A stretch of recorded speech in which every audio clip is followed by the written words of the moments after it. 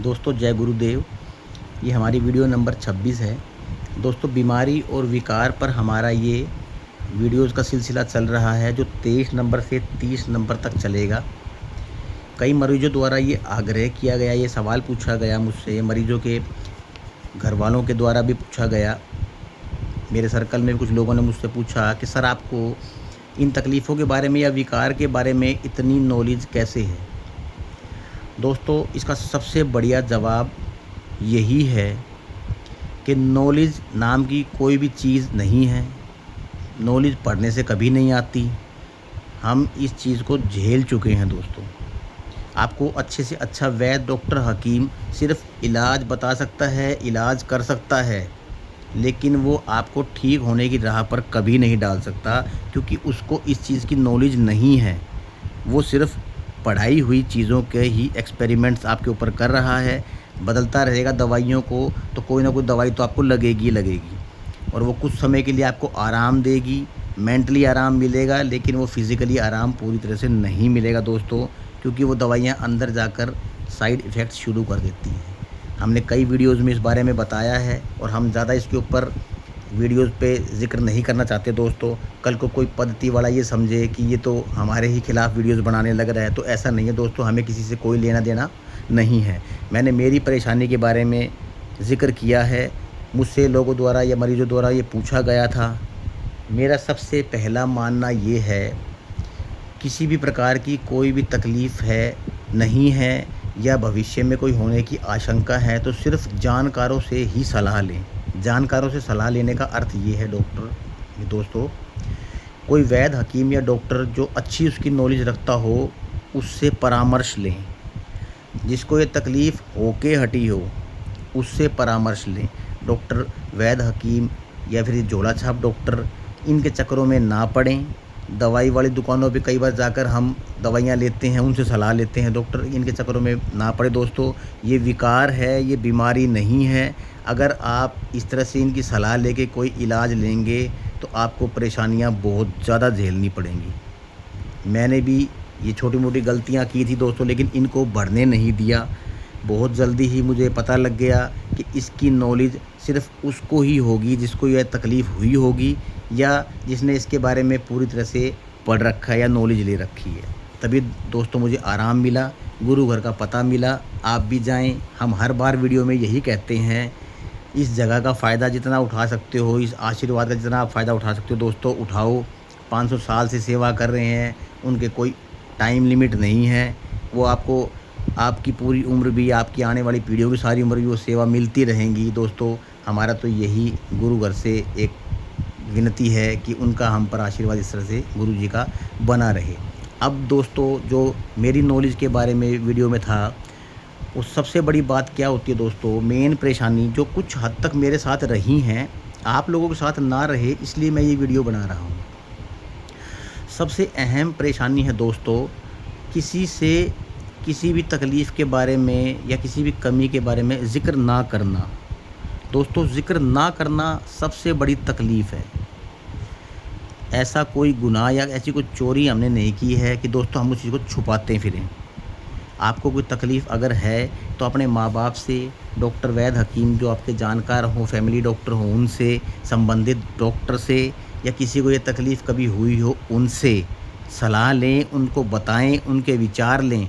ज़रूरी नहीं है कि आप उनके द्वारा बताई दवाइयों को लें, लेकिन उनके द्वारा सलाह लें। सीमित तकलीफ़ हुई हो आपको अच्छे से बता सकता है, जैसे हम आप लोगों को बता पा रहे हैं दोस्तों। हालाँकि मेरा वीडियो बनाने का कोई मकसद नहीं था, लेकिन काफ़ी आग्रह के बाद मुझे ये शुरू करना पड़ा, क्योंकि दोस्तों मुझे भी ऐसे ही रास्ता मिला था। ऐसे ही चलते-चलते एक दिन मेरे आगे एक वीडियो आ गई थी और उसी से मुझे ये मार्ग मिला था। अब मैं चाहता हूँ कि किसी भी तकलीफ़ वाले को ये मार्ग ईज़िली मेरे माध्यम से मिल जाए दोस्तों, इसलिए ज़्यादा से ज़्यादा इसको शेयर, सब्सक्राइब करते रहें। मरीजों के पास ज़रूरी नहीं आप इसको हर एक के पास करें, ताकि कोई आगे मरीज़ ना बने दोस्तों। इसके अलावा तकलीफ़ की पहचान से पहले हमें अपने शरीर की पहचान होनी बहुत ज़रूरी है। शरीर की पहचान पे हमने एक वीडियो बना रखा है। हमें क्या खाना पीना चाहिए, कब खाना पीना चाहिए, किस मौसम में क्या खाना चाहिए, हमें क्या आहार लेना चाहिए, उसकी टाइमिंग्स क्या-क्या होनी चाहिए, हमने इन सब पर वीडियोज़ बना रखी हैं दोस्तों। क्या ओढ़ना पहनना चाहिए, कैसे वातावरण में हमें रहना चाहिए, विरुद्ध वातावरण में हमें नहीं ज़्यादा रहना चाहिए दोस्तों। वो शरीर पर प्रतिहार करता है, प्रतिकूल प्रभाव डालता है। विरुद्ध आहार से बचना चाहिए दोस्तों, ये भी शरीर के लिए विपरीत काम करता है और नुकसान बढ़ाता है। शरीर की तासीर के अनुरूप हमें अपनी पूरी दिनचर्या पे ध्यान देना चाहिए दोस्तों।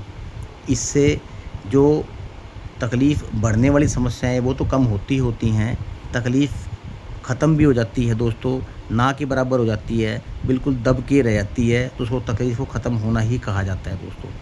सबसे बड़ी एक दूसरी समस्या और है, अपने को विक्षिप्त कभी ना समझें। कोई भी तकलीफ़ है दोस्तों, अपने आप को ऐसा ना समझें कि ये तकलीफ़ आपको ही है और किसी को भी नहीं है। ये ऐसी कोई तकलीफ़ नहीं है दोस्तों, ये कह दें कि कोढ़ जैसा रोग नहीं है दोस्तों। कोढ़ बहुत बड़ा रोग हुआ करता था, अब तो काफ़ी इसकी रोकथाम हो चुकी है। ये छुआछूत की तकलीफ़ नहीं है, लेकिन मरीजों को इस बारे में काफ़ी शंका रहती है, संदेह रहता है। मुझे कई मरीजों ने ये बात पूछी भी है, सर हम अपने आप को घर से कैसे अलग करें, कैसे अपने खाने-पीने को, कैसे अपने कपड़े धोने के सारे व्यवहार को, दिनचर्या को कैसे घर से। आपको घर से अलग नहीं रहना है, सिर्फ़ ध्यान देना है।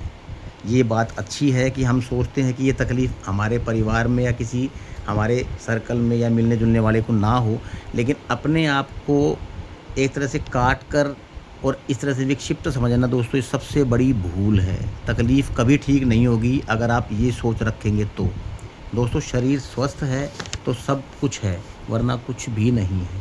अगर मजबूरी में आपको कोई पद्धति एलोपैथी, होम्योपैथी, आयुर्वेदिक, यूनानी कोई इस्तेमाल करनी भी पड़ जाए, तो दोस्तों बिल्कुल भी परहेज़-गुरेज़ ना करें।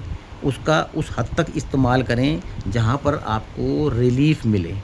मैंने भी वैसे बताया था पिछली वीडियो में, 17-18 साल की तकलीफ़ में मैंने 6 महीने, कई बार 15 दिन, 20 दिन, महीने का ट्रीटमेंट लिया हुआ है, ताकि मुझे इतना आराम हो कि मैं किसी दर पे जाकर या किसी जगह जाकर अपने आप को फिर दोबारा सलाह ले सकूं, परामर्श ले सकूं और उस बीमारी से बचाव के लिए अपना इलाज करवा सकूं। इसके लिए भी ये ज़रूरी होता है। एक मेरा खुद का उदाहरण मैं आपको ताज़ा अभी बताता हूं दोस्तों, कि परहेज़ अपने को नहीं करना चाहिए। मेरे इस तकलीफ़ की वजह से मेरी याददाश्त में बहुत भयंकर कमी आई है, लेकिन उसका मैंने इलाज निकाल लिया है। मैं अब जो बातें आपको बता रहा हूँ दोस्तों, मैं लगभग लिख के रखता हूँ। ये है समस्या का निवारण करना। दोस्तों ये कोई शर्म की बात नहीं है, इसीलिए तकलीफ़ को बिल्कुल ना छुपाएं, अपने आप को विक्षिप्त ना समझें। ऐसी किसी भी कमी को जो मुझ में हुई या किसी में भी होती है, उसके बारे में ज़्यादा गौर ना करें, उसका तरीका ढूंढ लें दोस्तों। सबसे बढ़िया जीवन बीतेगा आपका, एक साधारण आदमी से भी अच्छा जीवन आप जी पाएंगे। जय गुरुदेव दोस्तों।